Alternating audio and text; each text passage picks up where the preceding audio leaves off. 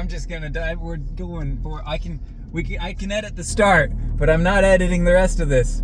So, you give me your hot takes. No. Yeah.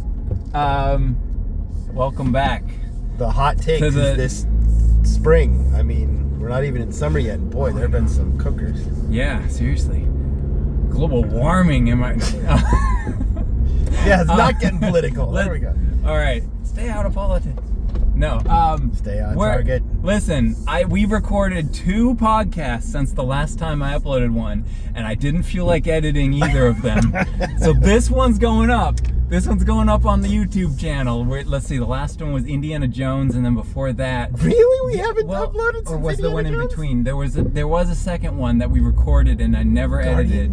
Well, pretty sure. Guardians? We did Superman, and we did Fantastic Four. Did either of those get... We recorded those? I thought okay, so. Then there's been 3.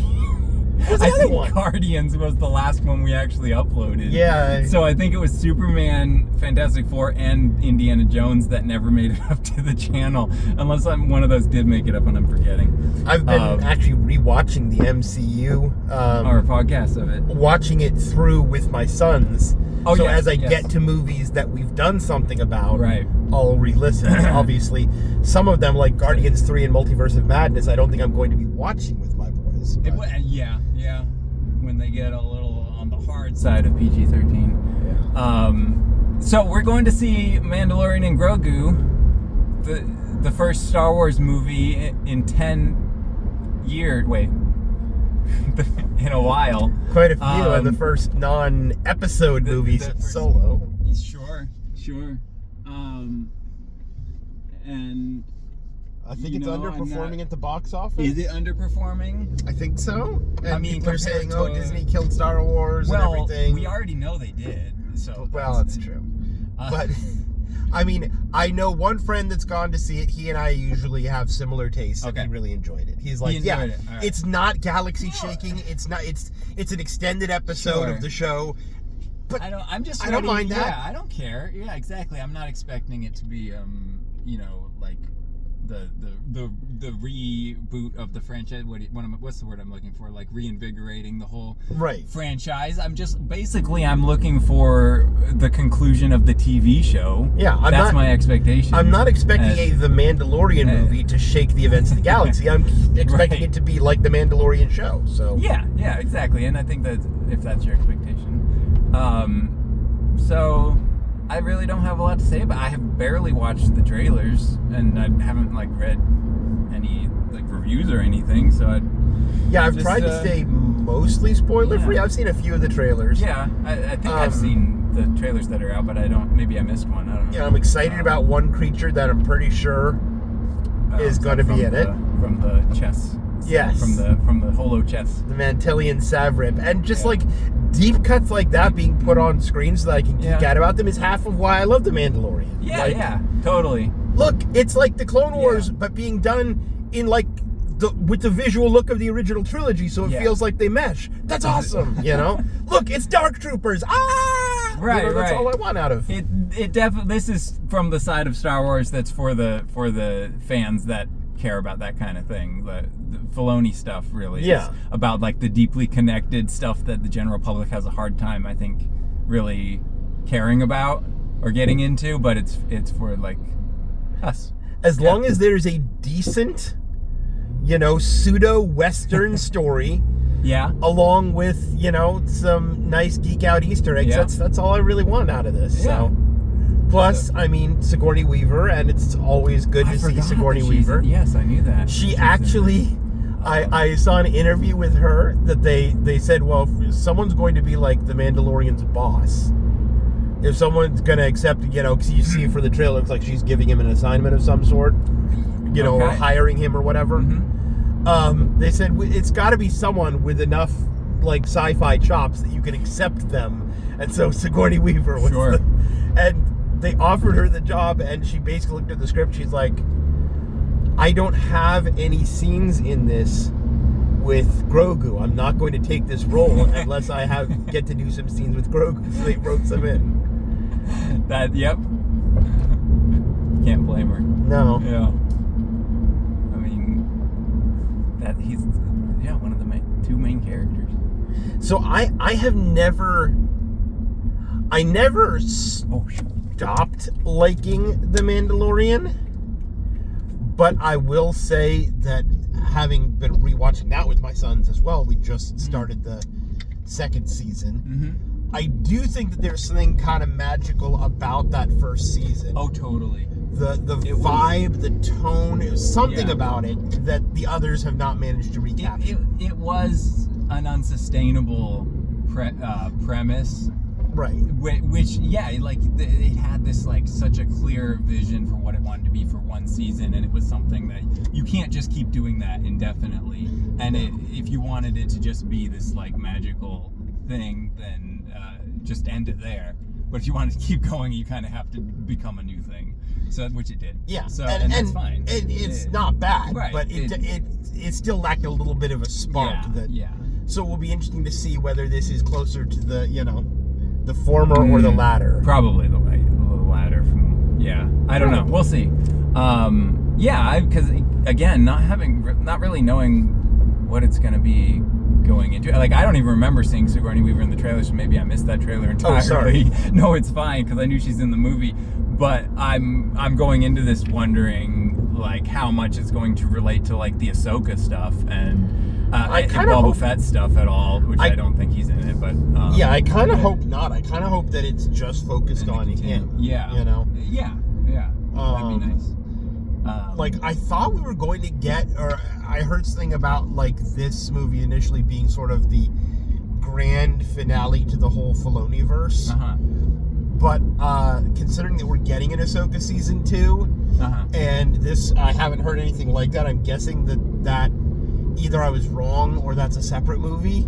Because it seems like just an early rumor. This one just is going to be a continuation of the Mandalorian story, and that's all that I'd really like it to be. Yeah. I think if they tried to tie the Thrawn stuff and Ahsoka, and, things going on and everything, that from where all of those have left off to a satisfying wrap up in one movie feels like too much ground to cover.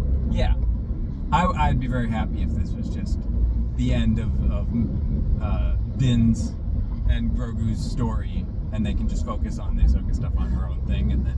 So, do you think this is going to be the actual end, or just another entry, but there could be another one after this if it performs well at the box office? Right. Like it's not. I don't know. Like I said, I think that's kind of what I want it to be. I want it to be the end, and I want them to be able to focus on something new next, and focus on Ahsoka and her own thing, but focus on new stuff with any future movies, basically, rather than having to do a sequel to this. Star Wars and future movies, what a concept. I honestly, I feel like the whole character works best in a serialized TV format, and I'm a little disappointed that this movie isn't just a fourth season and then be done, and that it is. But it's always fun to see something in the theater, so it's not a bad thing. But I feel like the concept works best as an episodic thing. So there's only one concern that I have based on the trailers. I am a little hesitant because I don't want to spoil anything if it's not in the trailer that you saw. No, it's fine. If it was in one of the trailers, I don't necessarily consider it a spoiler. So at one point in the trailer, I did see Pedro Pascal's face. Sure. And I think it's like a requirement. It's like an Actors Guild thing. And I think I couldn't really tell the context, but it looked like he might have been being held down, or you know what I mean? Like forcibly removed his helmet. Right. That type of thing, sure. And it's like, okay, so now he's got to go back to the cave. Right. Well, that's the thing. They did that, the couple times they did that in season 2 was sort of like, okay, with carrying that through into Book of Boba Fett and season 3 as an actual he has fallen and has to redeem himself kind of arc, you know what I mean? As a part of his story, seeking this redemption, that worked really well. Yeah. You just keep doing it, and it's going to get silly. Like, you know what I mean? Where they're gonna retread that same ground. Or the same story beat again. Right. I don't want them to diminish from that by overdoing the having him unmasked. It felt like it was a major, and this would be the only time that, if that were the case, that he was forcibly instead of by choice. Yeah. Which is slightly different, but still, just considering how much time we gave to the fallout and consequences and something like that, that's the thing I'm a little leery of. How are they going to revisit that without it feeling like, seriously, we're doing this again? Okay. You know? Yeah. So that's my only concern, but we'll see how they do. Well, now it's my concern, too. And I had no concerns before this, so thanks. Well, you're welcome. All right, well, yeah, we're going in. We'll see. That was the best movie ever made.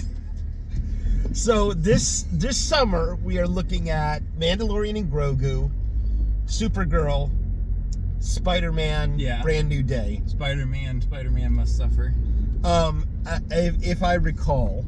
Yes. I think that's it. I am predicting now that if not the objectively best made movie of the three, this is going to be the most enjoyable of the three that we see. I think they've got us pegged, that's for sure. They really hit all the cool factors. That is, I mean, in the opening sequence. So full spoilers.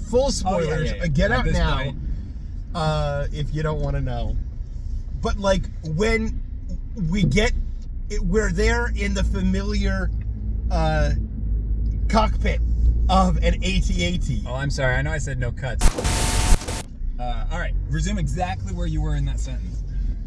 So we're there in the familiar cockpit of an AT-AT, and they're, go get him and everything.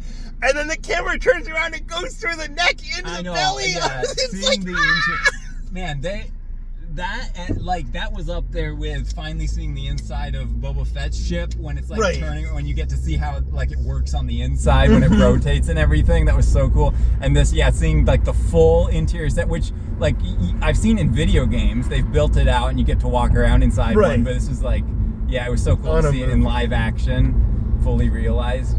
But man, the AT-ATs are worthless as military technology. And why are you walking on the most narrow of cliffs with them? Like, fair enough, but I still love the action sequence, no complaints. Yeah, no, it was great.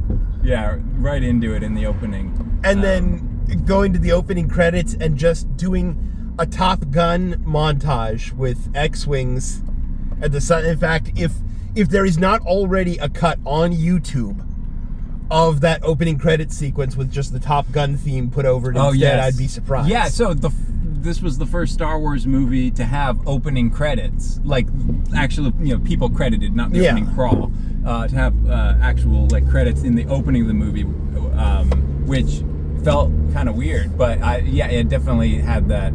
Like you said, it was just sort of a montage of B-roll of the ships and the Rebel New Republic base, and see happening.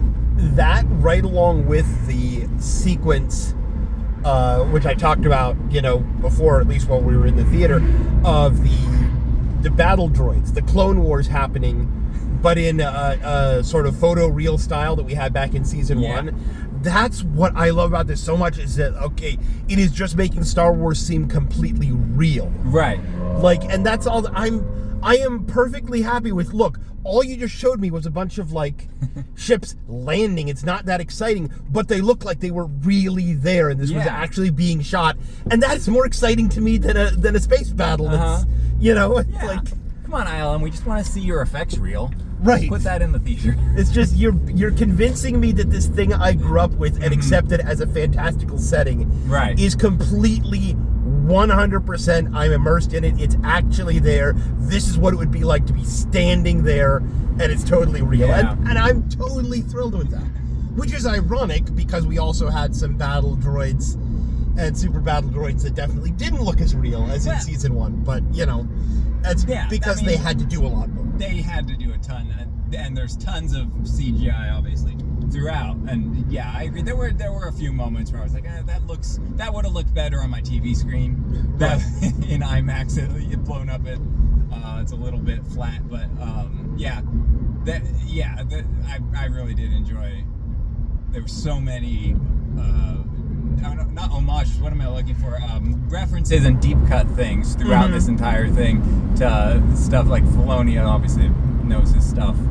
And so I'm pretty sure Ben Bird is retired, and I didn't catch who the sound editor is, but the sheer chutzpah on whoever decided to put the Jetsons flying saucer sound into a Star Wars movie. Where was that?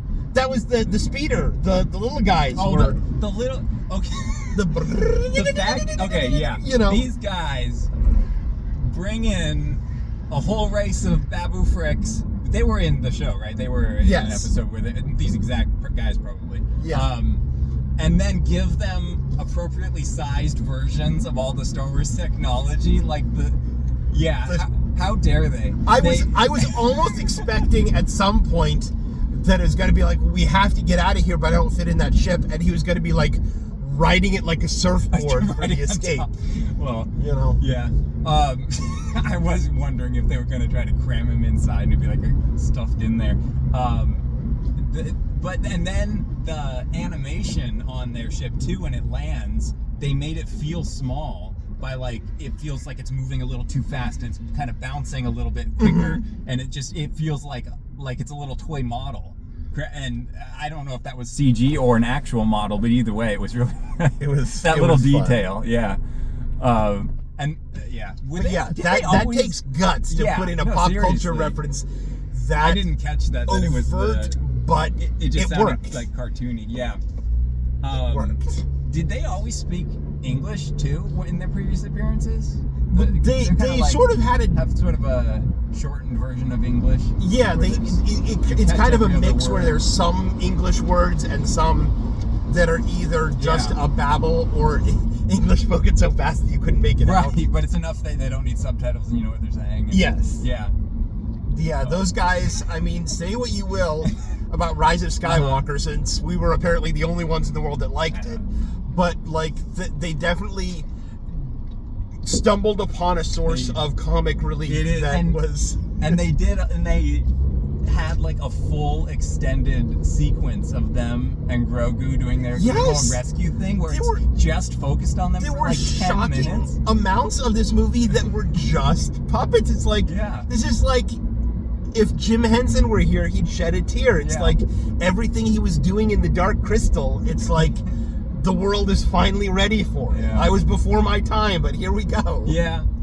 I do feel like they're a kind of, they could have done bigger puppets too, but they gave us these little guys as puppets, and it would have been nice to see. Although, well, no. I was going to say, those big mech robots, there was something about them that felt like they were intentionally mimicking stop motion big mechs, but I don't think so. Have you seen the Sylvester Stallone Judge Dredd movie? A long time ago. The ABC Warrior from that. Okay.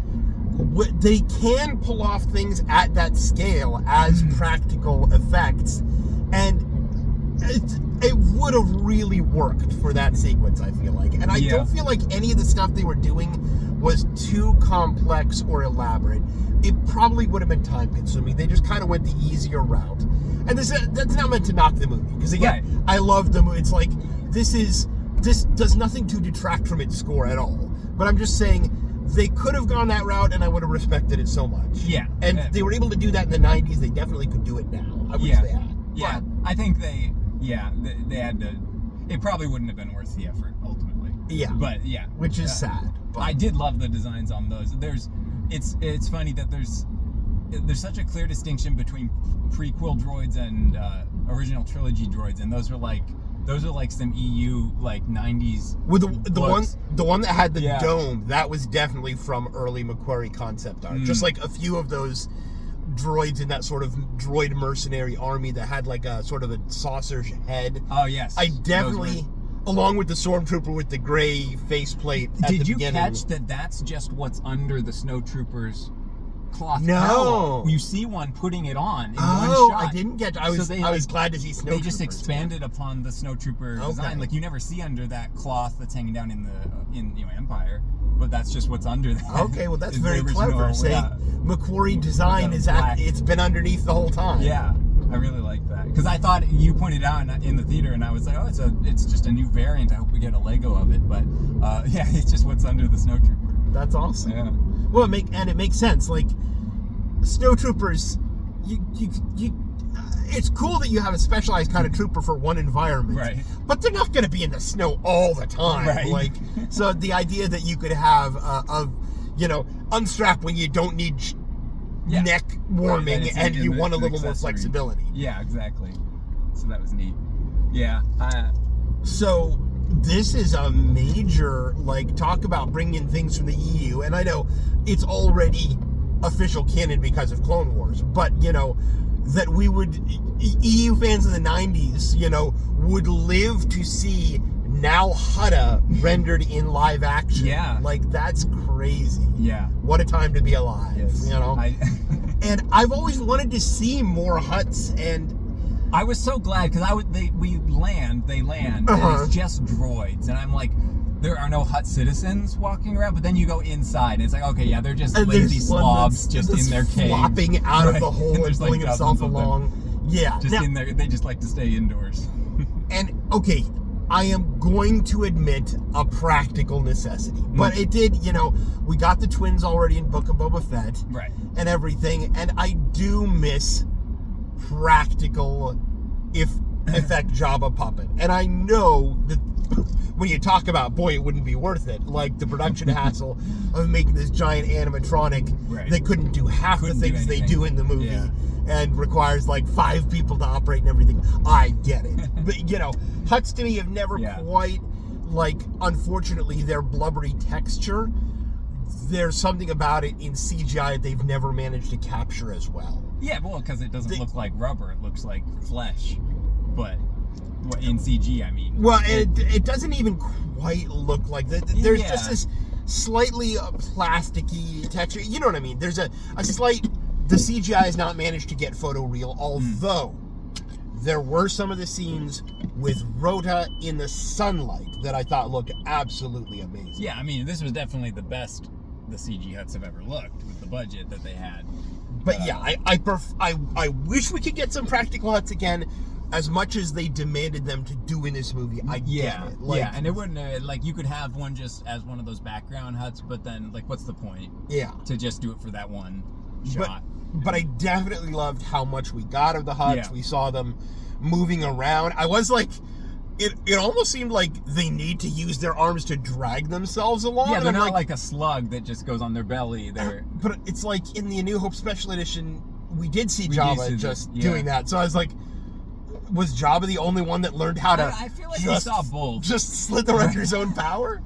And of course, and in Phantom Menace, you see them too. You see Jabba coming out, right, at the pod race. But I feel like in this movie we saw both modes of transportation. Like they can use their arms if they need to go faster, or if they're fighting, rolling around. But I feel like we did see some just going on their bellies, which is interesting because we already had the concept of Hutt combat. Yeah. In the Han Solo trilogy novels, and we already had the concept of a muscular, combat-oriented Hutt. He was actually a Dark Jedi. Yes, I've seen in Planet of Twilight. The image of that, yeah. So, both are existing concepts, but to see them is just wild. I mean, it was 2-on-1, but it sure seems like the fat Hutts can hold their own against the muscular. Yes, fine. Surprising. But I mean, it's like sumo wrestlers, I guess. It's like, sure, you got one that's really muscly, but you still got a lot of mass to work with, even if you're not. I'm sure they couldn't keep up for as long and have the stamina, but they definitely could hold off. I did also appreciate, so of course they weren't going to let the Mandalorian shoot them in cold blood because even though it was justified in filmic language, it wouldn't look very heroic. I gotta get my Mando shoots first shirt. He just walks in, shoots them, walks out. But I do appreciate that in there they avoided the Zero the Hutt issue, where I always felt like with all the blubber, all the mass, whatever biology of organs distributed in there, I have a hard time believing just a blaster bolt could you kill really a gotta Hutt. know where you're hitting, yeah. So that bothered me with Zero, and, you know, we could just say that Zero had a weak constitution. He struck me as that kind of a guy. But I'm glad that they didn't just be like, yep, blaster bolt, and that kills this entire mountainous mass of blubber. So... yeah, swallowed whole by a dragon snake, which was, is grotesque. I was like, why do I know this from concept art? That is, I believe, although obviously this is bone white instead of dark like we saw, but that's supposed to be what swallowed R2 on Dagobah and then spit him out. Oh, interesting.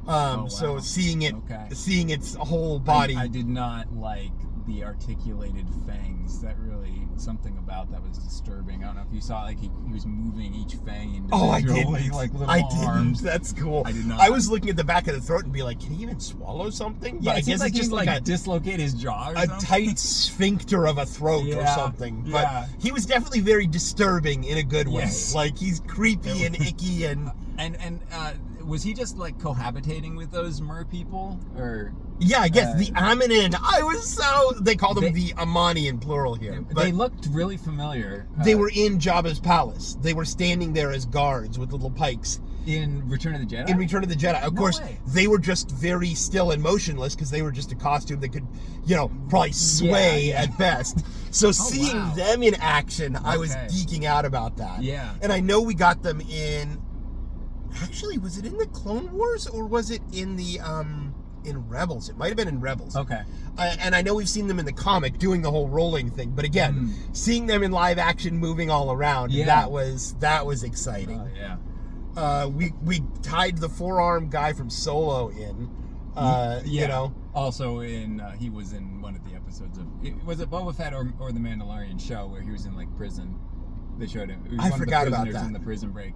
Right. But yeah, he was this pilot in Solo, and they love reusing these new species. It seems like. Well, it's nice to tie them in because a lot of the sequel series species just felt like they're these weird outliers. Like we've never seen them around and before. You'll never see them again. Right. Yeah. So it's nice when they integrate. It is. I agree. And that was a funny character too. I really liked that. And we had the shopkeeper. The 4 little walk-around droids at the Rebel base that were not quite BD ones, but those are the Disney World ones. Yeah. Which was it's cool, but it's also disappointing because it's in a movie you can do BD1, so just do BD1. Well, but we did at least get him in the show. Got a little mouse droid action. That was nice. What was the mouse droid doing? I missed something. He was going to summon reinforcements. Oh, okay. I was like, what did he do to deserve this? Existed. Yeah, it was a snow variant. It was a white mouse. I thought I remembered in the trailer, like it popped open and one of the Babu Frick guys was sitting inside. I mean, it's a deleted scene. Yeah, just for the trailer.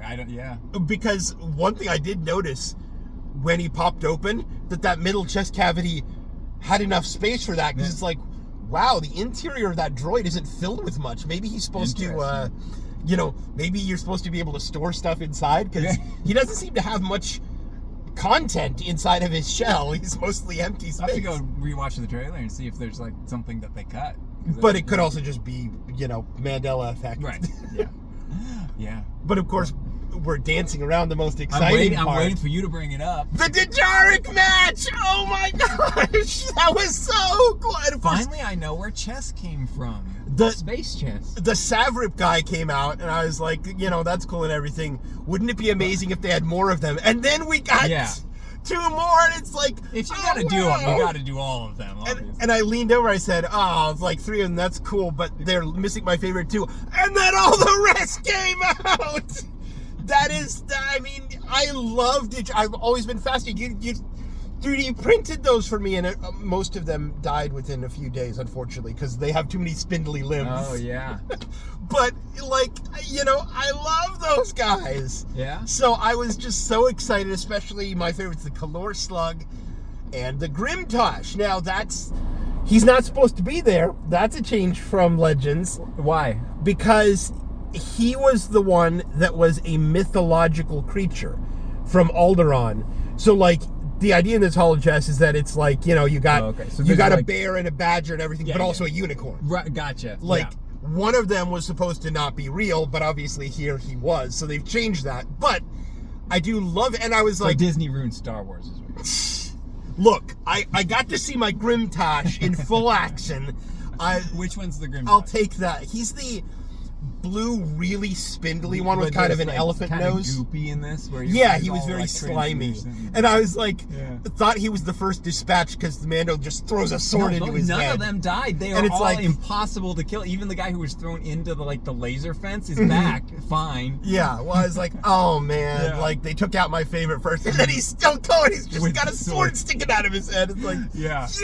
I mean, I guess you pick the most deadly creatures in the galaxy; they're going to be hard to kill. Yes, and I love even in A New Hope, when you see the little holograms, they're all kind of similar size, but they in real life, there's one that's 20 feet tall and one's that's 2 feet really tall. tiny, really tiny. And I love that when the one moved, he did a little squeaky thing from the movie, that sound was his actual sound. And of course the one did the exact same move. Pick him up and throw him down. He did when to Chewbacca's the Kintan Strider. Apparently the Mantelian Savrip is just his natural enemy. It's like, it's like Godzilla and Kong. It's like, I did like that they were all fighting each other as much as they were fighting Rhoda and Mando. The Guh, which is the green kind of rubbery frog looking one, he definitely, I was paying attention. He got the short straw. He got the least number of shots. But the Hoojiks being electrical, I feel like that was also in the Clone Wars or Rebels or a comic or the Cal Kestis. One of those somewhere before that's been established before, I think. But just seeing them, and it felt like each one is like, Hoojiks, he's just this crackly little electrical guy. Like, the Savrip and the Kintan Strider, we already know what they are. They're big, they're strong, they hit things. Yep. They gave, the Kalor Slug had not only that really, disturbing mouth, but a razor tongue thing that could come out xenomorph style. Which one had the crab claws? Oh, the Nagak. And he also had a kind of a gross mouth, but it was really visceral. And then the Grimtosh, obviously, he was this slimy, mucusy kind of slippery eel guy. We didn't get to see a whole lot of the Monarch, who's the one with the sort of the grill face, and he's holding a spear. Is that the twisty spear? Yeah. Mando gets to use that at some point. Yeah, that's cool. And again, the Guk didn't see much of what his. I'll have to rewatch it and see if because it felt like they gave each of them a special, unique trait, or So are these all what Star Wars classifies as semi-sentient or not quite, they're not sentient creatures, but they use tools and they wear clothes? As far as I know, cavemen style. The Savrip and the Kintan Strider, the one that throws and the one that he throws, and the guy with the spear are supposed to be semi-sentient, and all the rest of them are supposed to be animals. They're beasts. Although again, the Grimtosh was just supposed to be this mythical protector of the Alderanian royal family, so presumably he was sentient in the stories. But it is mythical. This guy just found an actual unicorn. Right. Everyone thought it was mythical. He's using it for cage fights. When they split open Alderaan, it turned out there was a big colony of them there in the middle. Yeah. But that whole sequence was just, I was geeking out. Yeah. So much. That's everything I ever wanted. This movie is just all my childhood dreams realized. It was great. It was pure fan service. And then sorry. I keep interrupting. No, you're go ahead. Well, it seemed like the movie was kind of winding down, and we did have him de-helmeted, but there was, as you said in the theater, a loophole. There's a loophole. So the last time he was de-helmeted, he did it to himself, right? Right. And so I guess if an enemy does it, as long as you kill him, you're cool. But right. If you do it to yourself, you got to go to the cave. Either that, he also did it in front of a huge group of people, so and they weren't. Kill them yeah. all. Yeah. I guess that's true too. And plus, the second time he did it when saying goodbye to Grogu, when Luke shows up, he'd have to kill Luke Skywalker and Bo-Katan and Boba Fett. I'm sorry, Luke, I have to kill you now. And Grogu. So, yeah, that wouldn't work out for him. It's not fair that they don't make exceptions for family if Grogu's his adopted son now. That feels a little... But, yeah. Yeah, were you dishonored by your son seeing your face? That feels like this is messed up. I almost thought they were gonna finally just have like a character moment where he gets over that or something and realizes he doesn't need that part of the code or something. But it worked out the way they wrote it.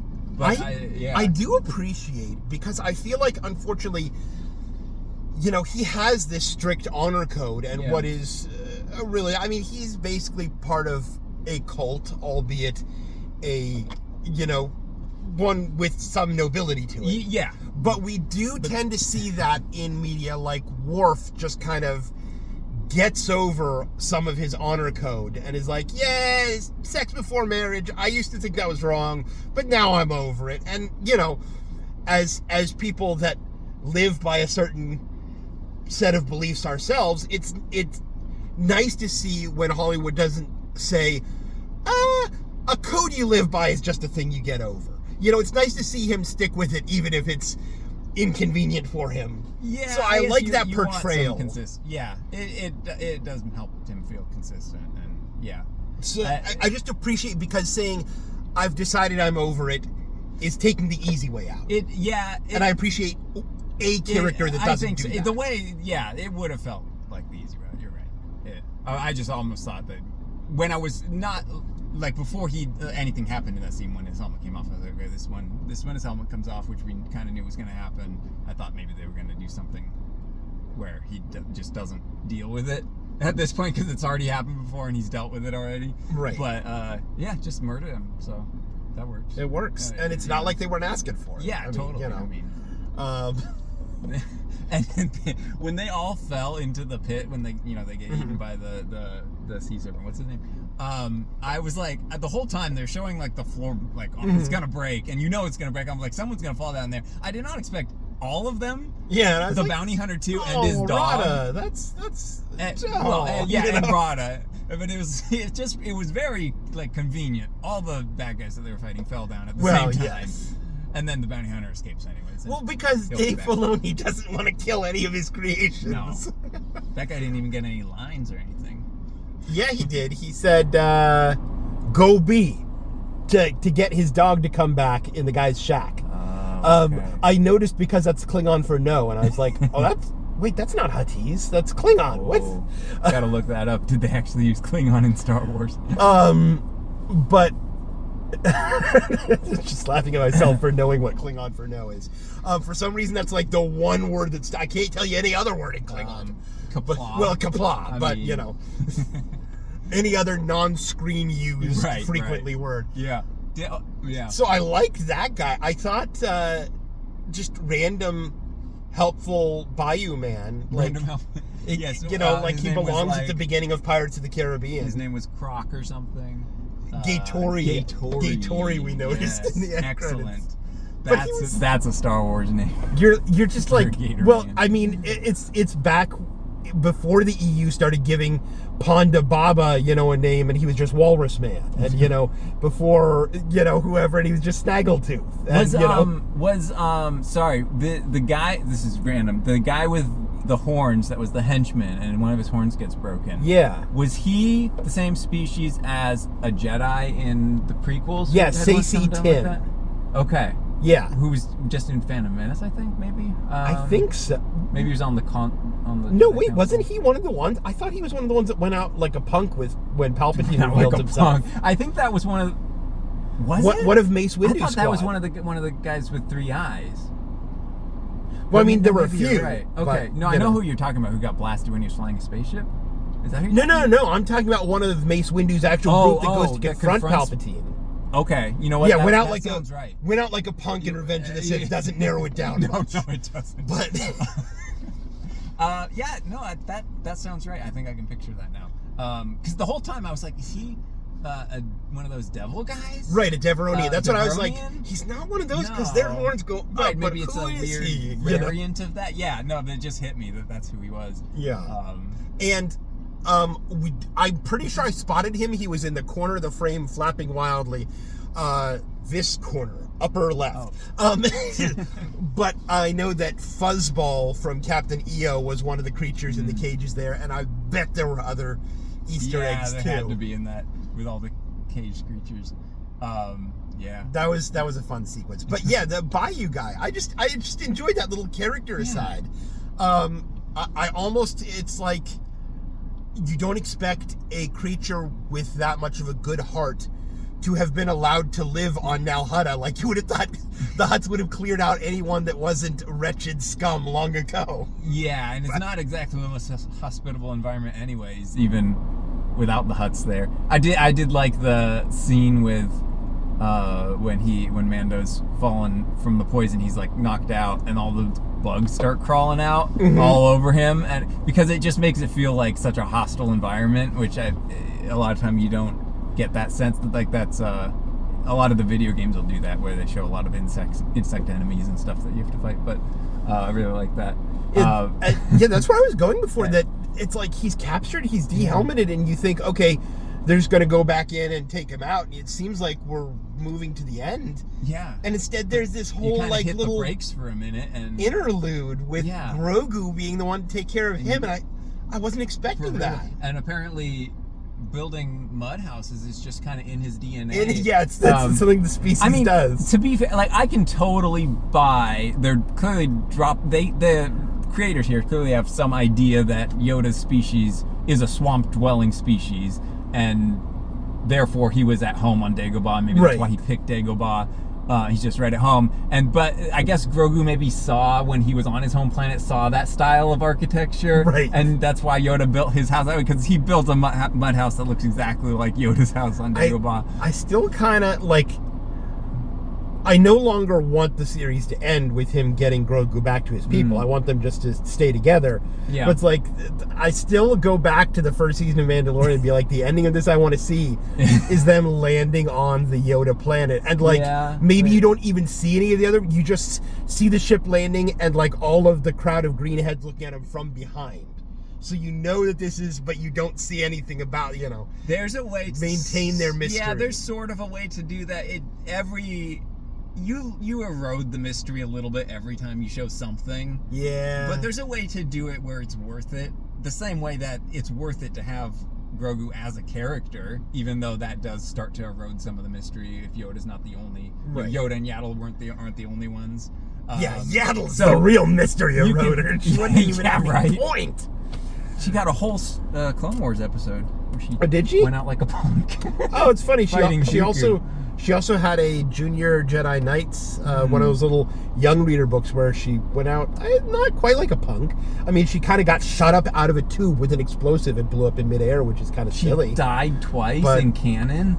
No, that one was EU. So, gotcha. Just like Even Peel, who was supposed to die before, he died in the Purge, post-Order 66, a couple of years after, until he went and suddenly died in the Citadel arc with Tarkin in the Clone Wars. Right. So there's been a lot of death double-dipping with the Clone Wars. Well, you can't always Google these things when you're writing a story, I mean.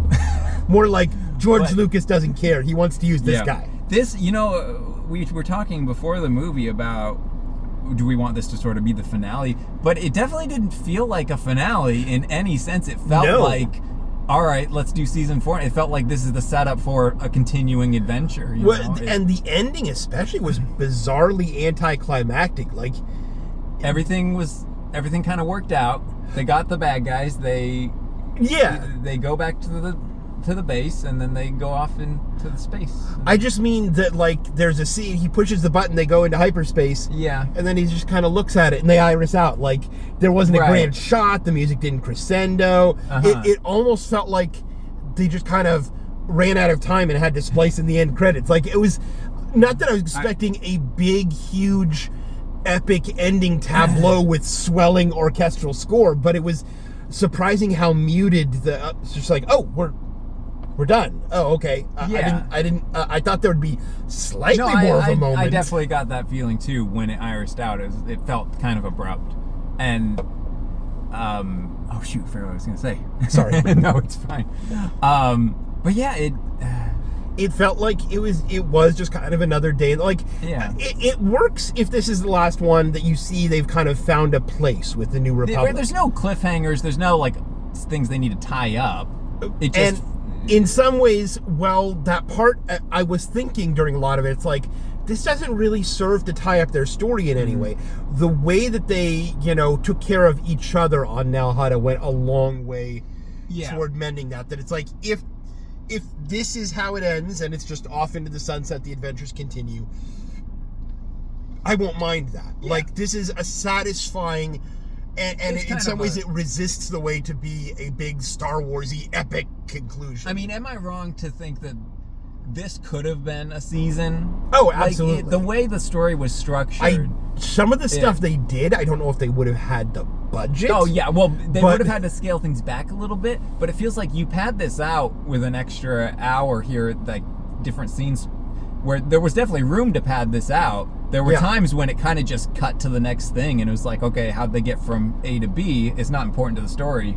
So they cut it out, and it would have been in there for the show. But the way the story was structured wasn't kind of a classic movie structure. It felt add in a little side quest where they go back to Tatooine and see Pelimoto again for no reason, and there you go. Get an episode out of that. Yeah, no, it definitely could have been. Yeah, and I've heard that people say that as a criticism, but I don't know. This just felt like, I was thinking when he was going to face the two giant robots and everything, this really is just a Western story. He's hired to go to get a bounty. Man. He lets the guy go. The bad guys want revenge for letting him go, and he has to go have a showdown with them. The real Western ending would have been he dies from the poison. Well, yes. Grogu escapes, and he sacrifices himself and dies. I did think about that. Yeah. And for a second was almost wondering if they would, as he's stumbling from the poison, because that would be a very Western ending, but I don't think anyone wants they don't that. Commit to the bit that hard. It's still Star Wars. It's still Star Wars. There's still a happy ending. Yeah, exactly. And another kind of thing along those lines, Sigourney Weaver's character, when he comes back with the Imperial guy, and she's like she's not being harsh or anything, but she's kind of berating him for not going through with the Hutts deal. I'm like, oh, is there going to be a twist now, and she's going to betray him to the Hutts? Oh, and man.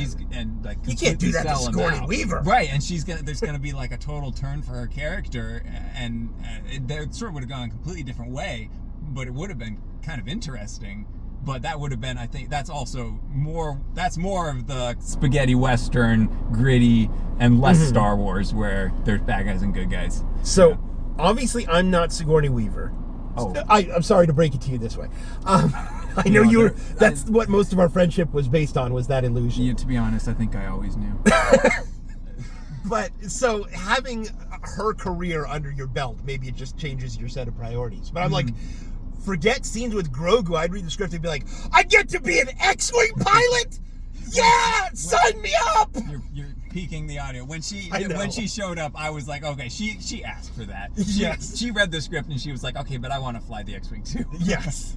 I want to be in the jumpsuit. I want to have the helmet. Dave Filoni, man, you get one cameo. You don't get two cameos. It's the same guy. It's the same guy. Do the X-Wing thing. Don't be in the bar. Now I'm picturing the Peter Jackson guy with, the burps with the carrot. And then they keep going down the street, and later in the scene, he just walks back the other way with the same carrot. Just multiple. It's the same guy. Yeah.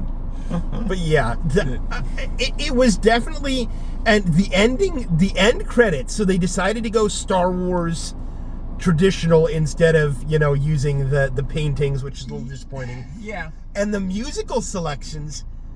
I mean, I love the Mandalorian theme, and it's a shame we only really got it, especially that triumphant dun dun dun dun dun dun dun dun. I love it when it gets that part. We really only got that once at the climax of the opening credits. Yeah, like where it's just the pure theme. Where it's just the pure theme. But instead, it's like the music selections get stranger as they go. Like, pretty traditional orchestral score, then some of the new score. Sort of polka remix at the end. Then you get like this banjo polka. It's like the Bayou Mandalorian. Gator Man was... No, I like the neon cyberpunk. Yeah. Well, that's what I'm saying. We get that, and then there's this part where a guy starts singing, and it's doing like a techno version of the Mandalorian theme, and then we get to the banjo polka man. It's like it starts normal, and then each one gets a little farther afield till by the end you're like, that's what you're going with. They told the guy, like, the guy was like, can I do something different? And can I just... Yeah, just have fun with it. Just have fun with it. Whatever you feel like, it's fine. But I don't mind it, because I can always get the main theme if I go watch an episode of the series. But it was just like, in the theater, it's just like each one is a little more, okay. Interesting choices. Head tilting just a little bit more. What? Well, anytime there's neon lights in Star Wars, I'm happy. So yeah, well, I really neon light planet was impressed with that. The moon that they went to. Yeah. And some of the scenes where he's walking around on the street, there was one part where I noticed that there was a huge crowd there, but there felt like a bit of a line behind which there was no crowd, and I was like, I bet that's where the AR wall is. But to be fair, I was worried about the AR wall because they use it so extensively in the show, and it does start to feel like everything's in a bubble, and you don't. There's plenty of expansive scenes in this movie that where it doesn't feel like that. No, well, that's what I was going to say. That one shot, just the fact that the crowd terminated at almost a straight line. That's all the extras they had. And it was an empty street behind it, felt a little telling. But other than that, I thought that was very well realized. Like, especially the scene just as he's sneaking up to let Grogu shimmy up the drain pipe to let him in. When they're going to break out Rhoda. There's a shot right before that where he's walking along and you just see the street stretching down, and I'm just like taken aback by that. Just looks so real. That looks like they built a good half mile of alien street set, Yeah. So I was very impressed by the environment and just the scope of things they can pull off now, Yeah, I was very impressed that Rhodian mom gave her kid a stroller that had its own controls that could just zoom at 200 miles an hour. I wasn't thinking about that. That's a very good point. It was absurdly convenient, but it was fun. I feel like there was some thought where Grogu jumps in the stroller and then he lowers the handle forward, and okay, maybe they're saying the controls are on the handle and he lowered it forward so that he can drive from within, so that not any baby would be able to do that, but it seems to go quite fast for a stroller that you're supposed to be pushing, like a hover stroller. He's just zooming down the street in it.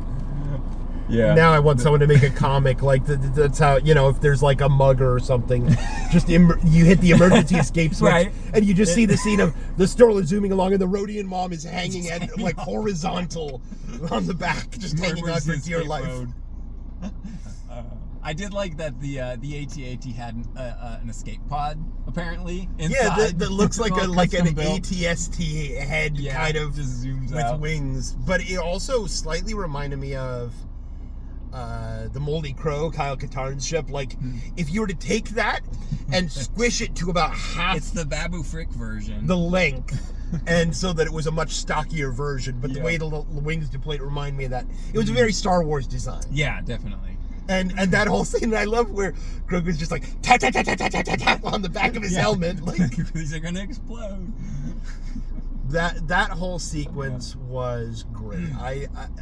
That whole movie was great. I was sitting there with just the biggest grin on my face the whole time.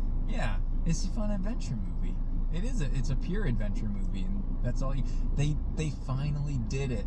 They made a Star Wars movie without lightsabers at any point. Yes, that's true. A theatrical release Star Wars movie without a single lightsaber. Not technically without the Force, but without any Jedi, without any Sith. Sure, sure. That was just it's the mercenary movie that we've been talking about. The Force is in every piece of Star Wars because the Force is in all living You've got a good point there. I do like that they seem to have found a good balance with Grogu where it doesn't feel like a Deus Ex Machina every time he uses it, which it easily could. It's like, okay, this feels appropriate to the scene. I did like that he used Force Heal because now that the cat's out of the bag, Force Heal's a thing, and you can just heal people, but it didn't actually just like fix the problem. I liked that he closed the wound, but he didn't know about the poison. Yeah, and I or liked that he wasn't able, like it was beyond his powers to deal with. I did like that they were consistent with that it wasn't all powerful. Exactly. You know? I mean, you still just gotta. If only Obi-Wan had been taught that back in the Phantom Menace. But yeah, he would have closed up the lightsaber wound, but the inside there'd still be a cavity and too much internal damage. The other thing that surprised me. Well, first of all, I really liked that they committed to following up what they had in had established in season 3. I think it was 3, where like. Grief Karga did give him a little patch of land on Navarro. Yeah. And he still has his N1 parked there and everything. It was nice seeing them just have a little homestead that looks very Obi-Wan, you know. Yeah, but he has no compunction, is that the right word? Reservations about blasting his house to smithereens because there's a bounty hunter on top of it. Yes, with like a bounty hunter who has Captain America's shield as a hat. Right. Why wouldn't you? But you know, it's funny. As with most dwellings in Star Wars, living conditions look very sparse, very Spartan. You know, like it doesn't look like a very comfortable home. That's true. But it's about the aesthetic. But it's you know, look it's true. It doesn't have to be comfortable. And with the Mandalorian, you figure he probably doesn't actually spend that much time there, so he probably hasn't put a lot into. Yeah. So that character with the Captain America hat, like that's from the Clone Wars, I think originally. Pretty sure. I think the original invention for the Clone Wars. I think he was in the one where Obi-Wan goes undercover as Reiko Hardin, and they're like testing all the bounty hunters. Yeah. So something that bothers me. He's not Embo though, right? I know Embo's a fan favorite, but I've never been able to pick out which one Embo is. I can't remember. Yeah, the name. And I don't specifically remember this guy. I just remember the design, and it bothers me that how, you know, like I like when it's like it feels like a faithful translation from cartoon to live action. Sometimes it can go too far. Like the edge of his hat, so this is very specific. The front brim of his hat, of his Captain America shield hat, it's really thick. It's like that. It's like 1.5 inches at least, and it's got these like 3 cutouts. And they're just like these chonky, square-edged cutouts, like a fin in the front brim there. And that looks fine in a cartoon. And when you translate that literally to live action, it's like, make it look more like it has a function or something. And it's not just like these chonky, square cutouts. That it's the art style of the cartoon, you know? Right. That for some reason, that very specific detail bothered me. The rest of it was fine. Yeah, I'm fine with the spindly CGI man character. Right. He was cool. Yeah. But again, another of Filoni's original creations that he can't bear to part with. Can't kill anybody. Even Cad Bane seemed like he had some sort of life support backup to bring him back to life. Old bounty hunters never die. These guys have got to be like 100 years old by now. Yeah, seriously. Well, although this is not sequel time period. This is probably only about 5 years post Return of the Jedi still. Or maybe we've gotten to 6, 7. So we're talking at least 20, maybe 25 years since the last time we saw this guy, though. True. Okay, is it? Yeah. But it's not the 60 that you'd be looking at if this was Rey time period. That's fair. So is this the furthest along we've been in the timeline before hitting the Force Awakens? Force Awakens, yeah.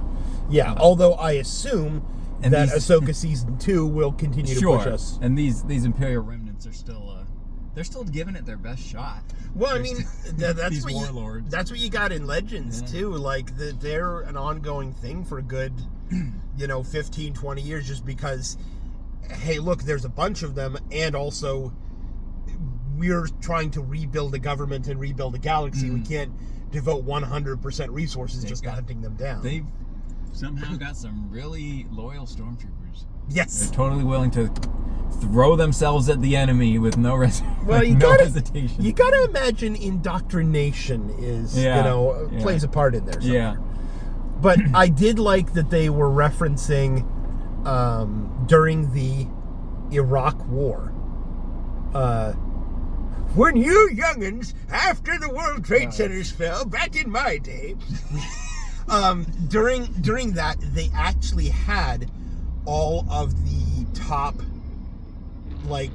targets, especially terrorist-related leaders on playing cards. I do remember this. Yes. I actually had a friend's father who served over there that brought me back one. And Saddam Hussein is that was a real thing. King of Hearts. So I like that they did the Sabak cards version of that. I don't think that might be the unique time that's happened. I feel like that might be something that other agencies have used too. But, it probably. But that was really cool to have them on the Sabak cards.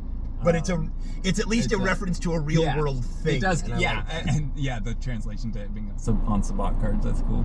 But apparently Sabak cards also have Ace of Spades or whatever with what did she say? She said Ace of Staves because we do actually know the four deals are staves, coins, sabers, and flasks. Yeah. Not to mention though they have this weird set where it's 4 suits with their numbers and then a set of unique standalone endurance, demise, the Queen of Air and Darkness that each have their own value. So it's you got 4 suits and then a collection of 20 one-off cards that have their own individual values. So nice. It's a little more complicated than our playing cards. Yeah. So the one thing with Grogu that I thought we might get, especially with this sort of focus and showcase, especially if this was going to be the end, especially if this was the finale, something climactic. And hey, letting him, pilot the ship, that's a nice, coming of age moment. I really keep expecting at some point, and especially if they're going to do the finale, that we're going to get his first word. Right. That's what I really thought they were going to do at some point. I don't know how they could really pull that off I don't know. Maybe that would be too cheesy. I don't know. It would feel a little... But I really thought that's what they were going to do. But they're having him do more and more physical stuff. He's not just riding around anymore. Yeah, you do start to wonder. It's how many... he has force abilities. Yeah. He can operate maybe the technical machinery. Is not a force jump. He's a frog, so... Yes, it's just like Yoda. He wasn't actually using the force there. He was his species' that's natural just what ability. He can do. But he can pilot stroller craft at 200 miles an hour. He can fly that, but he has trouble finding switches in the... Well, but that's what I'm going to say. Yeah. He hasn't yet learned speech. Right. Despite being exposed to it for 50 years. And I've heard people say, well, it's post-traumatic distress, right, from his experience with the Jedi Purge, but he clearly understands it, and he can sort of communicate with yes and no problem. And he can communicate telepathically with Ahsoka, through the Force. Sure. So it's at a certain point, how complex of operations are you going to show him being capable of before him not being able to speak or not being able to resist pushing buttons like a baby or whatever isn't really plausible?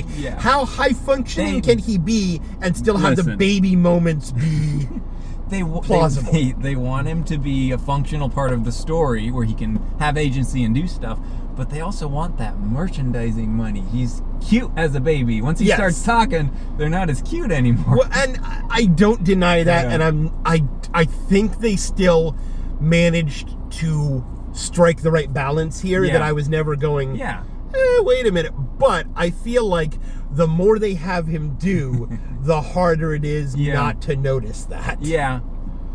It will be a little disappointing if this is it.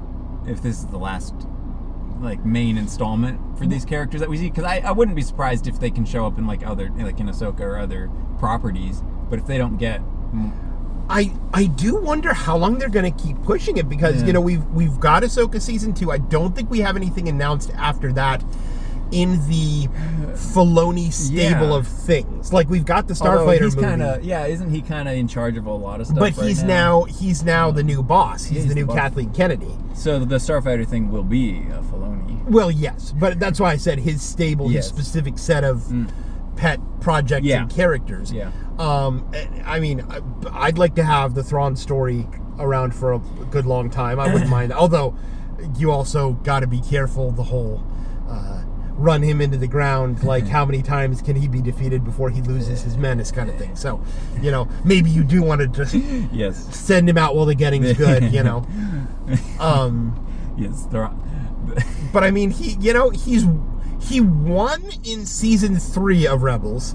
He would have won if Ezra hadn't sacrificed himself in season 4, and then he outfoxed them in Ahsoka. So far, I think he's got a good track record of the heroes escape him, or maybe can overcome him, but he's not just looking like a fool that's always getting beaten. Right. Yep. So far, tactical genius who constantly loses. Right. So far, they haven't failed with that. They haven't become Daleks, where it's just kind of a laughing stock. Like, oh no, it just got a big master plan. I hope they don't win. And then he says, "I predicted you'd do that." When he loses and they defeat him. But yeah, the thing with Thrawn though, like, really enjoy the performance and what they did with him so far in live action, but I just wish they could do something with him that felt more impactful to the overall story, but I don't know how feasible that is at this stage in the timeline. I feel like that's what they're setting up for. Yeah. With the end of season 1, where he's doing something with the Night Sisters, and it seemed like he was going to raise an army. Like, there's something really big on the horizon. They gotta do something that makes it feel big, but it can't be like something where it's like, okay, the Empire's back now, because you can't have like the Empire's defeated, the Empire's back, the Empire's defeated, then the New Order's back. What you sort of had, at least, which go again, you didn't have the First Order and all that to cap it off. What you had was sort of, you've got all these warlords, you've got all these rogue elements for years. Thrawn comes back, he collects them all up, or takes them all out, depending on whether they'll work with him or not. If Mando hasn't killed them all, consolidates forces. Well, they still got a pretty big deck left. That's true. And then he is the biggest threat since the Empire fell. He is the one that actually threatens to undo everything they've done. Yeah. And then when he is defeated, that's sort of like, okay, he consolidated everything, and so that's almost did all the mopping up for us. Like, that's everything gathered together into a second climax, but then the galaxy is sort of peaceful and can settle into its complacent state afterwards because the threat was dealt with. Okay. So I could see them doing that. Again, Jakku sort of seems like it was supposed to be that, but I could see this being the post-Jakku consolidation and last major test that the New Republic faces before the First Order, and you've still got plenty of time, several decades, for them to then rest on their laurels. Yeah. But, that said, I'm enjoying the ongoing Filoni-verse.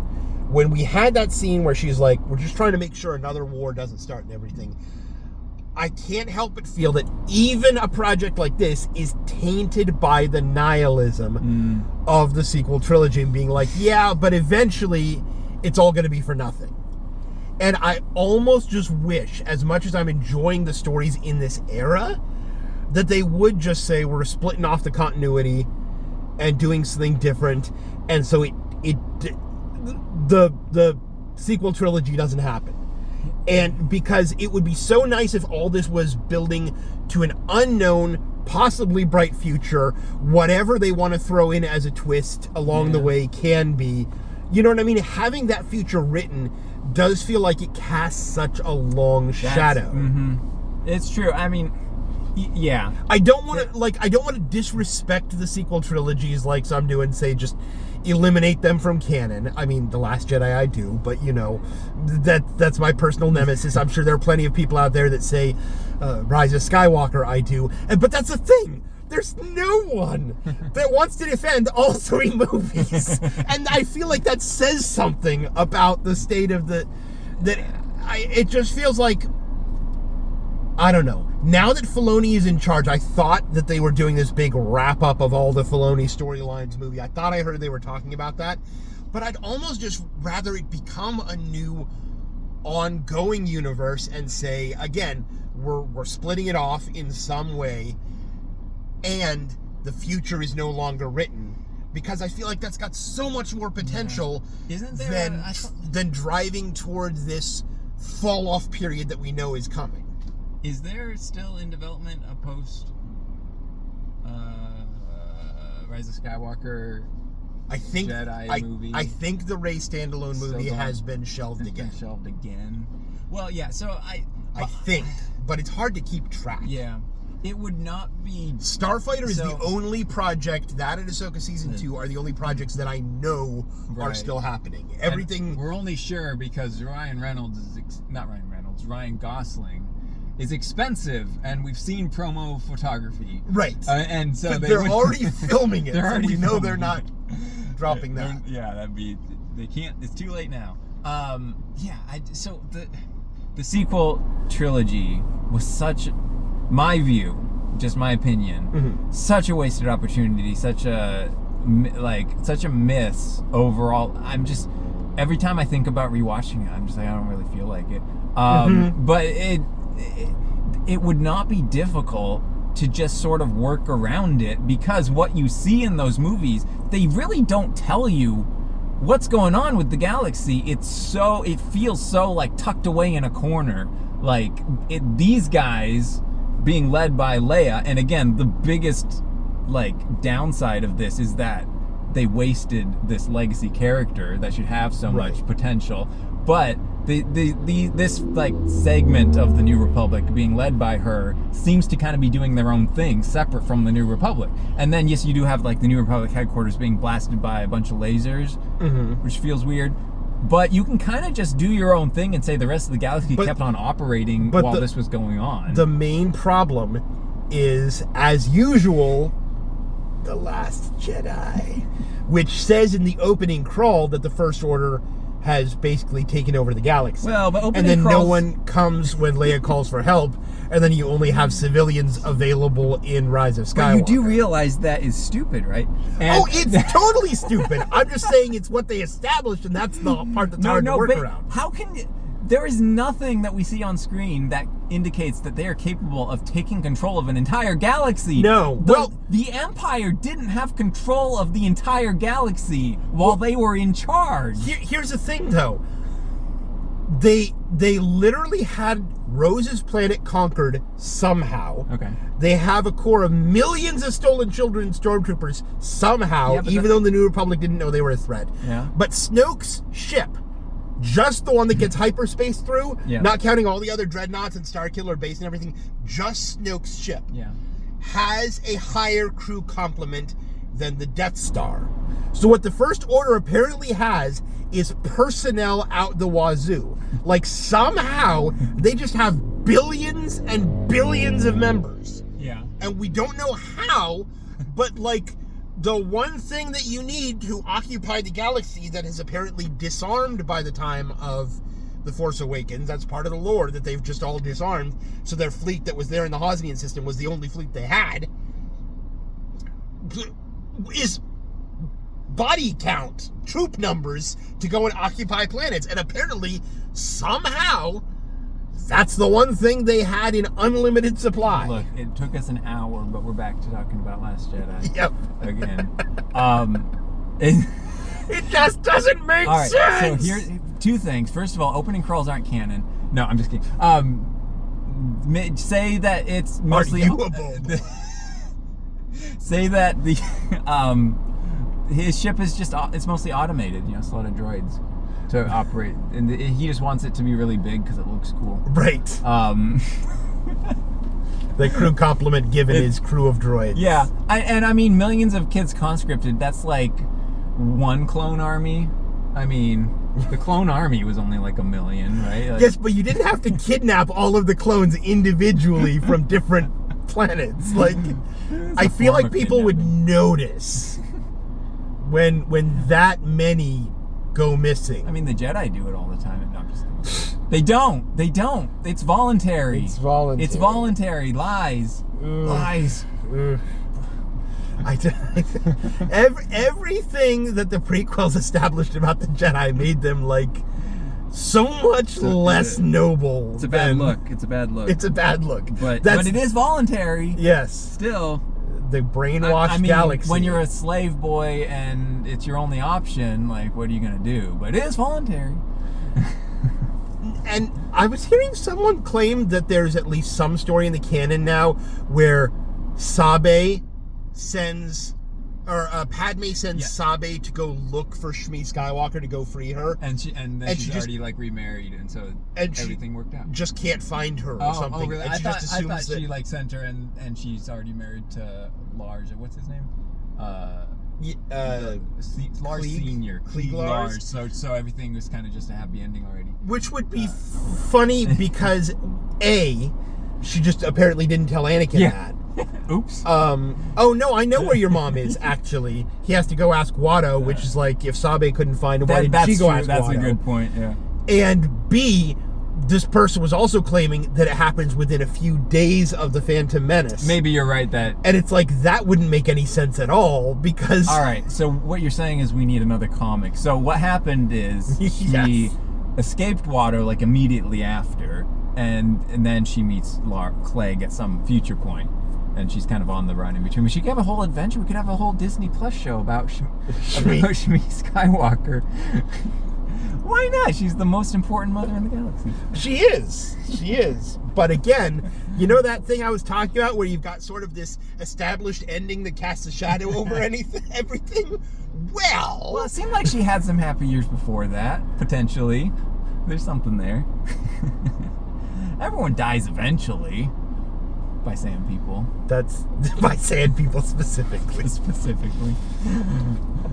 We see Palpatine like falling down the reactor shaft, and suddenly there's just a Tusken Raider falling next to him. They're all down the shaft, waiting for him to drop by with their sticks.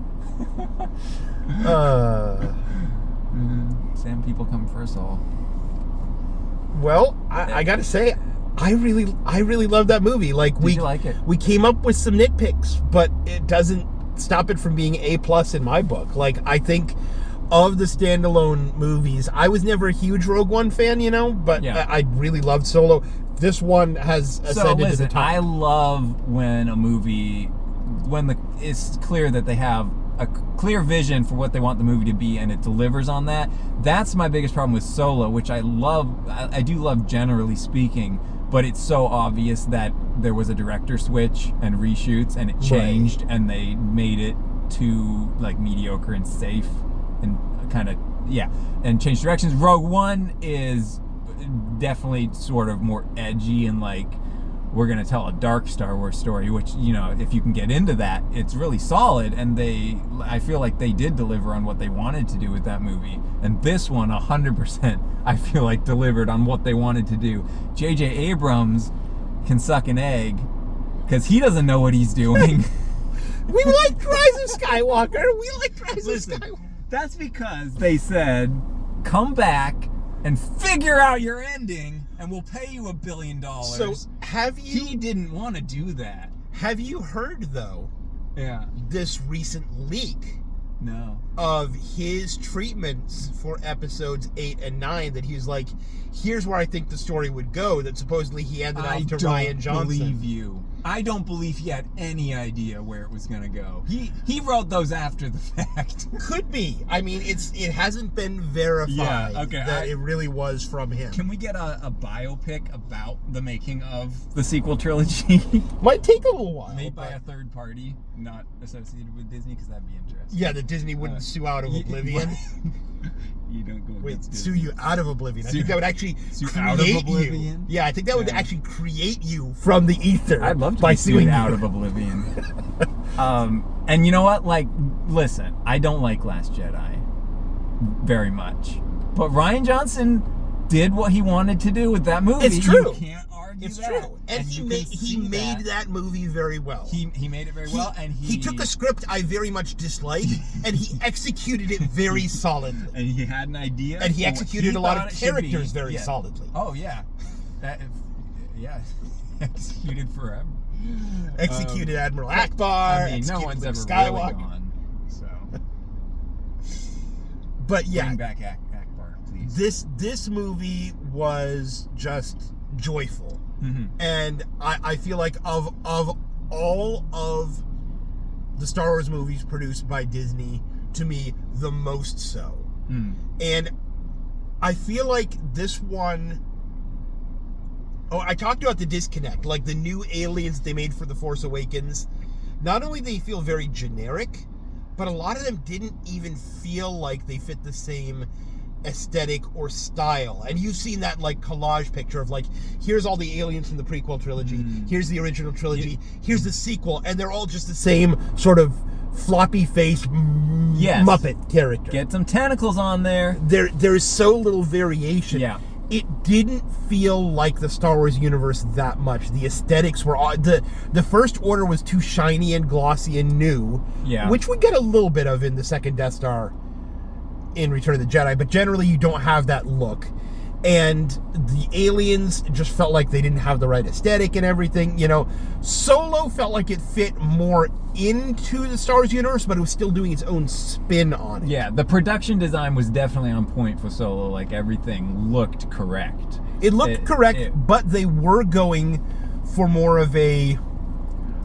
If Star Wars is filtered through a very World War II lens, that one I felt like they were very intentionally filtering it through a World War I lens. Yeah, there was some of that. And so sure. it had a different look. Rogue One actually nailed the feel. Like, no complaints there. Yeah, Rogue One came up with a new design for a ship that feels like it could have been in the original trilogy with the E-wing. So that we see in this movie as well. So I will. Strong design. I cannot say Mandalorian and Grogu is the only one that feel, because Rogue One did capture that too. Yeah. But again, of the two, I like this one just much better. Yeah. And it was the one a bit of a happier ending. I'd that say. Just a little bit of that really feels like it actually took place in the Star Wars universe. Yes. And I mean, building upon what they've done with the show, of course, which also had that strong feeling, but also like you get that like the Empire is now a little dirty. They got dirt on their uniforms. They were very shiny and clean in the original trilogy, and now they're kind of scuffed up and they're struggling, and we've dragged them down to our level. It feels like, But this was a movie grounded in the reality of Star Wars more than most of Disney's movies.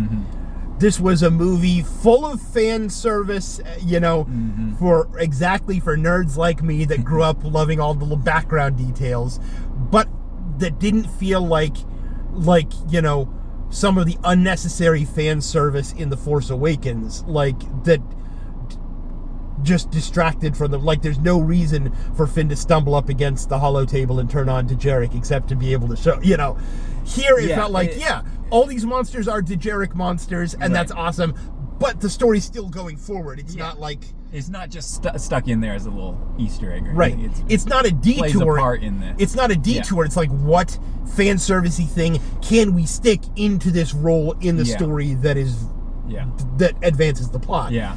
And again, it was joyful. It was fun. It just had that feeling of like, I am going to take my boys to see this. I know they're going to love it. This is just pure, makes you feel like a kid again, childhood Star Wars joy. And I haven't honestly felt that in the theater since The Phantom Menace. Like, even as good as Attack of the Clones and Revenge of the Sith, well, as good as Revenge of the Sith was, at least. You know what? Attack of the Clones gets a bad rap, I'll say it. Yes, for a good reason. Listen, Attack of the Clones justifiably gets a bad no. I like Attack. I like it more upon rewatch. Every time I rewatch it, I like it more than I remember liking it. I'll say that. Okay. Is that fair? I just feel like when I rewatch it, generally, it feels like there's 15 minutes of plot stretched over 2 hours. Yeah. That's the main thing, is that there's just not much story there. Like, not a lot happens. Yeah. Well, yeah. So yeah, I agree that it was nice to have just a fun movie that feels like people wanted to make it, and they weren't just doing it for a paycheck, and they might not get paid that much, It turns out, because actually I read it's so far it's tied for last. It's not tied for last place. It's second to last place after the theatrical Clone Wars movie. But it's only second week. Give it a little time. I hope it does better. It deserves to, because it's not a big epic galaxy shaking, but isn't that what everyone always says they want? Can we get something that's not about the Skywalker bloodlines or the fate of the galaxy? It's like, you've got it. You got it now. I don't know what's going on. Maybe I'm out of touch. I'm definitely out of touch with the current what's cool these days. But Back in my day. But listen, I feel like this wasn't really marketed. I don't know where are they marketing these things? How are they getting the word out and telling people what this movie is and that Burger King. to go see? Is it Burger? I don't know. We've got a couple of the collector's cups, and okay. the Grogu's so if you go to Burger King, blue cookie shake is really good. Yeah. Ooh, all right, that does sound good. I just, you know what I'm saying? Like, I don't know. Yeah. How are people being told about movies these days? I have no idea, but I feel like I barely saw any marketing for this that I didn't seek out myself. Agreed. It has been under-marketed. So, what are you going to do?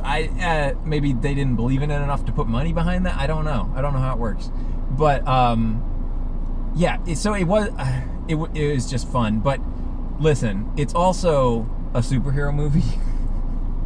I was thinking this when I was watching it. I was like, this guy can take on the whole Empire himself. He feels like he can take on the whole Empire himself. I mean, he's Iron Man. He's just literally Iron Man. He's got invincibility armor. Yeah. He's got a flamethrower that, frankly, never has as graphic a consequences as a real flamethrower would. He can only use it when it would not be graphic. He can only use it in those circumstances. And they don't show it close up. Yeah. Honestly, I was a little disappointed by, how easily the bounty hunter took him down with that trap, but it's like you almost need. It's nice. It's good to have him not invincible. It's nice to see him struggle a little bit. Exactly. Yeah. That's my only big complaint is after 3 seasons of him getting more and more powerful. I guess it's inevitable, but it would have been nice to see him struggle physically a little more. Like the plot puts him through the ringer a little bit, but I guess that's why you got to have him fight the big kaijus every time, right? Because otherwise, who else can fight him? Well, yeah, I felt like they did a nice job of he never felt too overpowered for the story. Yeah, exactly. Because that's the story they wrote. But it felt like it did make it feel like, why is the Empire any problem at all? Just send this guy. On all your missions. Right. Well, there's only one of him, and they keep establishing how rare Mandalorians are. So it's true. Yeah. It's like he goes back to the this is the way plan. He's like, look, guys, I'm just saying, if we all went out for a month, not only would the Empire be gone, but we would be really rich. This is the way. Maybe we could just break really rich. Break tradition one time, and if we just all went out for we could clean things up pretty fast. I love that they had him say that he avoids violence. Yes. I forget what the line was. I try to avoid violence. We only got one. This is the way in the whole movie. Yeah. But we also got I can bring you in warm, or I can bring you in cold. Yeah, the classic. But I like that they're not overusing "this is the way" in that it feels like it means something to him. Yeah. Every time he does it, there's some code that he's quoting. It would be easy to make that a cheesy catchphrase, just like it would be easy to take the lazy way out with his honor code, and they don't do either. Yeah. So I do appreciate that they are maintaining the character's integrity. Yeah. And totally random observation, but it just popped back into my head because it was from the same scene. Zeb, who had a lot less of an actual role in the movie than I was expecting. Yeah, a lot of screen time, but not just kind of being there. Just kind of being there, yeah. Not even coming into the rescue that much. One time he did, but yeah. But the scene where they're observing Admiral Coyne's, little beachfront property, and I was just noticing, I don't know if they had someone there in a partial costume and they just CGI'd on the head or whatever, but if that was full CGI, the fur on his arm and the way it was blowing in the wind, but also, you know, in the sunlight during that scene where he's just lying there looking through the macro binoculars, I was like, wow, that is finally something that is back up on par with like Davy Jones in terms of, you know, ILM finally being on its game again. So it's like either that was practical or that was some of the best CG. A lot of CG CG characters in this movie. And yeah, that was, it was very good throughout. I noticed that too. But they're all standing on the shoulders of Jar Jar Binks, let's be real here. It's true. The first cinematic character. It's true. But it is just, it's become such a vogue thing nowadays to be like, to post Davy Jones and be like, why is it that nothing has ever looked this good again? Just to point out that it's not that the technology isn't there, it's that the money and the time isn't there. It's always a rush. Yeah. But, you know, it is ILM, so you kind of want to see them reach some of their own heights again. You know? Put the most effort into the bigger characters. Yeah, with more screen time. And Zeb is definitely played by Andy Serkis, right? Like, in my head, throughout the whole movie, he was being motion captured and voiced by Andy Serkis, but I don't know if that's remotely true. No, it said Steve Bloom. It's still the same voice guy from Rebels. Okay. I just feel like Andy Serkis could do a Zeb voice. He could. Yeah. He could. They could bring him in as his brother Zib, you know?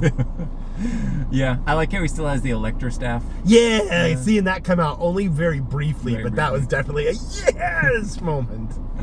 Yeah, give us there were a lot of those. All the fan service, please. Yes. Stick it in there. We will take it. We'll take it. If you want to do a live action Rebels movie next, yeah, you gotta. Go everybody. for it. Come on, do it. Well, everybody but Kanan. Skeleton. Hey, Luke actually taught me. He could be a Force ghost. Right. It's like, no, Qui-Gon showed up to me in the Netherworld the same way he did Anakin, and I just kind of learned it after the fact, you know? It's Freddie Prinze Jr., right? Yeah. Get him in there. Do it, cowards. Do a Rebels movie. Do a Chopper movie. Centered around, just call it Chopper. And he's like just the lead character, and it's actually everyone else is supporting characters. It's actually a horror movie. Like there are a lot of scenes of just screams and blood splattering against the walls as Chopper goes on his rampage. Yeah, it is Star Wars horror movie, and let's have it cross over with the zombie stormtroopers from Ahsoka. You know, it works out. Do the Red Harvest novels, the Star Wars zombie novels. There you go. See, that's not, I'd take it if it was animated. That's fine too. Yeah. They'll do it as a promotional crossover with Marvel Zombies. Yeah, exactly. The finally Disney multiverse that we weren't expecting. It all centers around zombies. Yeah. Well, feels like we've stopped talking about this movie. Yes, we're just kind of Star Wars in general. Yeah, Star Wars in general. But I would say this is just, again, this is A+. This is not the last time that a movie has felt like Star Wars since 1999. But again, since Attack of the Clones and Revenge of the Sith were heavier subject material, you know, this is the last one that's had that joyful, swashbuckling Star Wars feeling for me since 1999. Yeah, so yes, this specific feeling. The prequels are kind of a separate thing. Yeah. Like even in my mind, and I'm like the biggest prequels defender. This is something that the shows have managed to do. Yes. Where did you ever watch? I'm sorry, I'm gonna start a whole new line of discussion. Have you got around to seeing Skeleton Crew yet? I haven't. I want to. Man, your boys would love it too.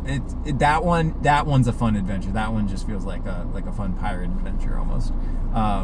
So yeah, the shows seem to have managed to kind of capture that feeling, and this is sort of this is the first time that's really come back to the big screen, because sequel trilogy sure didn't have that. I mean, that's part of why I love Rise of Skywalker. Yeah. There's that one scene where Rey is confronting Kylo in the hangar bay, and the Millennium Falcon comes up, and it's like engine wash is blasting back, and Kylo is using the Force to stay rooted in place as all the stormtroopers are getting blown, and Rey runs and jumps onto the Falcon.